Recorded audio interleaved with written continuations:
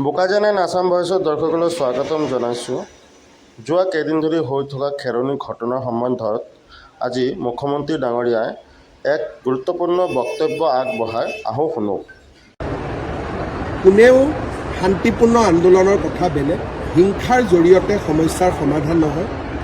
খেৰণিত কাৰ্বি ৰাইজে যিটো দাবী কৰিছে, একাংশ কাৰ্বি ৰাইজে যে ভিজিআৰ পিজিআৰত থকা মানুহখিনিক উচ্ছেদ কৰি দিয়ক।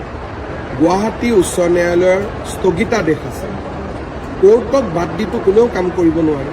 যদি মই কিবা এটা কৰিব যাওঁ, মোৰ ওপৰতে কণ্টেম্প অফ কোৰ্ট হ'ব। দ্বিতীয়তে, যিখিনি মানুহ তাত বহি আছে তেওঁলোকৰ অধিকাৰ কি, এই বিষয়েও কোৰ্টত আলোচনা হ'ব। আনকি আমি ফৰেষ্টৰ পৰা যিমানবোৰ আজিলৈকে এভিকশ্যন কৰিছোঁ, হাইকোৰ্ট, সুপ্ৰিম কোৰ্ট দুবাৰ তিনিবাৰকৈ কেছ খেলাৰ পিছতহে, কোৰ্টে হাঁ বুলি কোৱাৰ পিছতহে আমি এভিকশ্যন কৰিছোঁ।